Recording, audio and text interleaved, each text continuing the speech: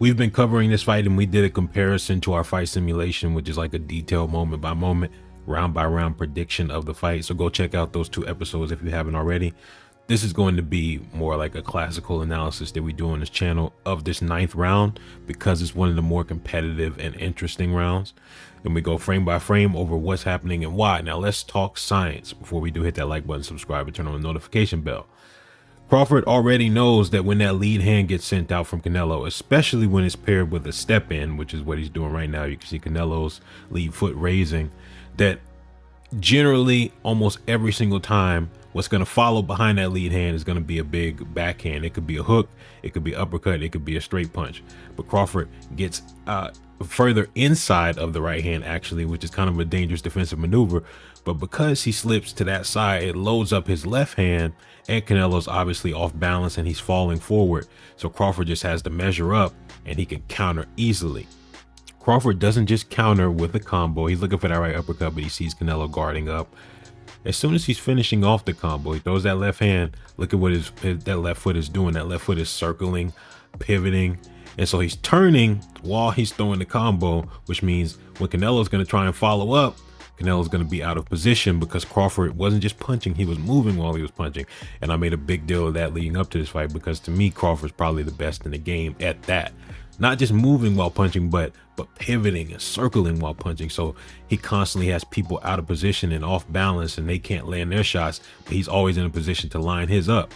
One of the big differences you'll see in the approaches by both men in this fight is that Crawford is comfortable playing his game, and Canelo is kind of forced to, and he naturally just wants to like try and land those big shots, but he becomes even more desperate as the fight goes on because he knows he's getting pieced up.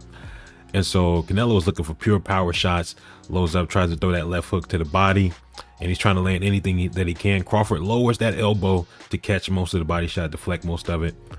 And then he has that right hand where he's trying to frame on the shoulder, basically get a hold of Canelo so he can measure up and line him up for this counter shot, this uppercut. But also on a technical level, the attitude kind of plays out in how you expect. Crawford, who's there to basically be precise, his shots are short and tight, and Canelo is trying to load up and land these big shots. So Crawford sees the shots coming, he has his elbow position, so Canelo accidentally hits the thigh just because Crawford is kind of pushing him and maneuvering his body, so it throws off the angle of the punch. But simultaneously, Crawford is throwing these short, tight shots. He knows he's not trying to just knock Canelo out with everything, whereas Canelo's trying to knock him out with everything. Crawford is trying to score. He's trying to be accurate. He's trying to be precise. Boom, short, tight, stabbing shots, rather than compared to Canelo, who's winging big shots and wide shots.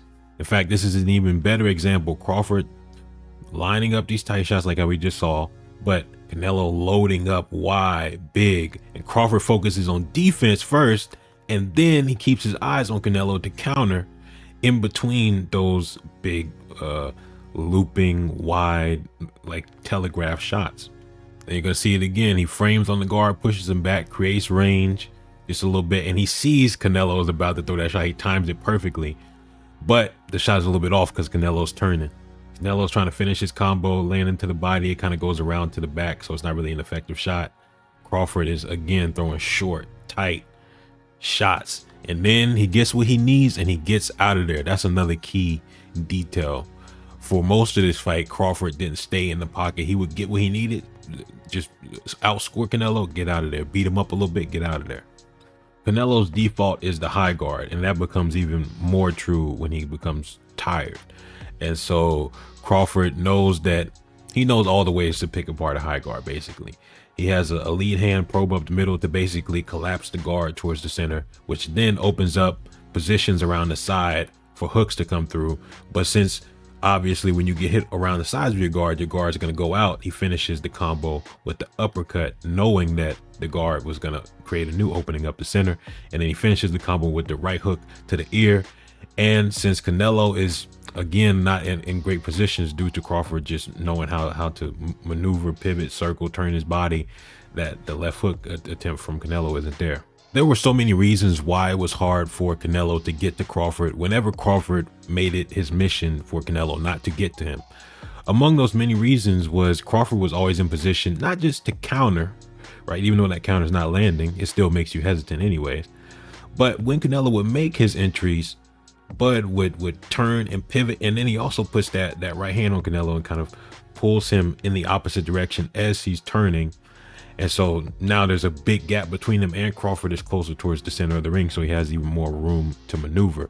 Canelo's off balance, he's readjusting, and Crawford is in a better position in the ring. It's no coincidence that Canelo's most consistently successful shot is the straight right hand. Not only because it's a good shot versus southpaws for a bunch of technical reasons, one of them being outside foot positioning, which in this instance that you see, Canelo's lead foot is outside Crawford's in one of the rare instances in this fight. So that shoulder is aligned with Crawford's face, basically.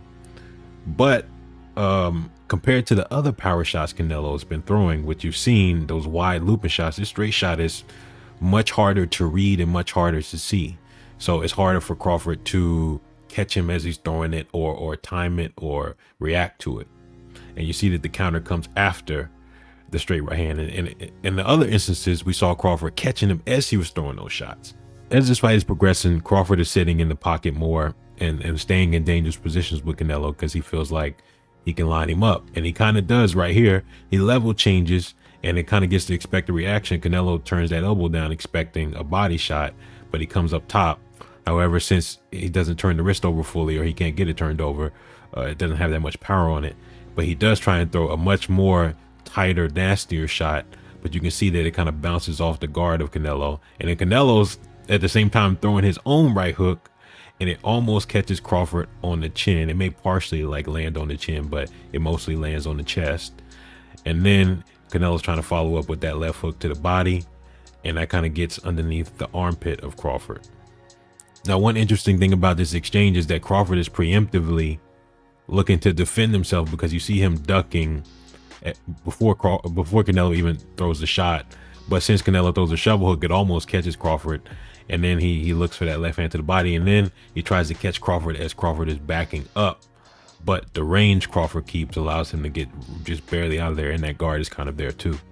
Now, one of the things Crawford has been doing to dominate this fight is just using that lead hand to constantly disrupt and disturb Canelo. But Canelo kind of just denies it right here, smacks it down, makes space for the right hand, and catches Crawford as he's in that lower position.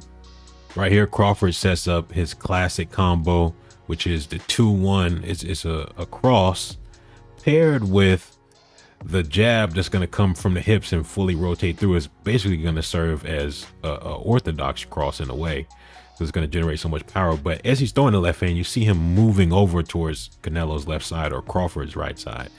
And that allows him to load up extra weight while simultaneously switching to a better position, getting a better angle on Canelo. But since Canelo's throwing a left hook, their arms actually collide. But yeah, that's a really great combo from Crawford that he throws a lot. And when it does land, it has a lot of impact. We've been talking about lateral movement and some of the reasons why it's hard for Canelo to catch up to Crawford. I mean, Crawford throws his jab, and as he's throwing his jab, he's still pivoting around to Canelo's left side, which means that when he gets around that shoulder, he's going to be outside of where Canelo can punch. Simultaneously, Canelo's trying to cut off his attempt to move that way with the left hook, but Crawford's not only moving to the side, he's also moving away from Canelo a little bit. So he's partially out of range, but he's also pivoting. So Canelo's feet can't get set, and he needs to get his feet set in order to throw a big, powerful shot like that. So Canelo's kind of just winging this shot, trying to catch up to him, but it causes him just to really fall off balance because his feet can't get set due to Crawford constantly changing angles. One of the reasons why lateral movement is so important for Crawford is because if he gets caught in a position where he's staying in front of Canelo for too long, well, now Canelo is going to start getting active. And like we've seen, Crawford can definitely win some of the exchanges, and really he's going to win most of them because he's more well-rounded in terms of defensive skill and footwork and positioning and stuff like that. But at the same time, being in there with one of the biggest punchers of your career is also a danger that he doesn't want to take too much. So he's going to start getting up out of there when Canelo does get off in those moments. Again, you have another example of Crawford staying in front of Canelo, although at times he purposely does that to set traps and set up counters for Canelo's entries. Here, Canelo surprises him with another shot that he hasn't thrown too much, which is a lead uppercut. Canelo in this fight is mostly throwing left hooks, right hooks, to the body and to the head, sometimes the overhand and sometimes the straight right hand. This lead uppercut, I think, surprises Crawford, and then he tries to follow up with a right hand, but Crawford gets underneath it. Speaking of that overhand from Canelo, he sees the probing lead hand of Crawford come out, and he gets to the inside of it to load up on that right hand and tries to throw it. But again, Crawford's range control, distance management, and that guard being there, everything kind of adds up to make it very difficult for Canelo to catch up to Crawford in almost every instance. Now, Crawford is aware of a lot of things. Crawford knows that when he's moving, Canelo's following him, obviously, but he also knows that when he plants or when he stops, Canelo is going to be looking to open up. And so Bud brings him in, he lures him in, and he knows Canelo's going to be basically walking into this shot. So he walks him into this left hand, but Canelo does get his guard there in time. However, Crawford throws a double left hand. He turns it into a hook the second time around. And so Canelo does land this jab. Even though he lands this jab, it's a short jab. It doesn't land super clean, super hard. This left hand on the other side, though, is a much heavier shot. And so Crawford partially takes one to give a much bigger one, knowing that he dictated when the exchange started. And this happens a lot of times throughout the fight, where Crawford knows that his lateral movement is frustrating Canelo and will purposely stop, plant, and give him a still target so that Canelo can fall into his hands. So he stops, expecting Canelo to come in. He times him coming in, and now Canelo's mostly on the defensive because Crawford is the one starting the fighting on his terms, and then Canelo is, trying to catch him in between shots. But Crawford kind of decides where the range takes place, because he can either go completely out of the range of the shots, or he can close the distance like how he just did and kind of smother the shots and make them kind of fall around his backside. And so Crawford dictated most of when the fighting took place and where it took place, frankly. That's all for now, Fight Scientists. This has been fun. I'm very impressed with the way Crawford handled this in terms of not just the game plan, but the execution of the game plan. I expected the game plan to look like that. I didn't expect for him to execute it that well. We'll talk more about this in the future on a future podcast, and then I think we'll get back into Sugar Ray Leonard and Roberto Duran, which I've been saying, but we'll see what happens. Yeah, I think we'll see what happens, because if I really get into that soon, I think you'll see some results. But that is all for now, Fight Scientists. I'm out.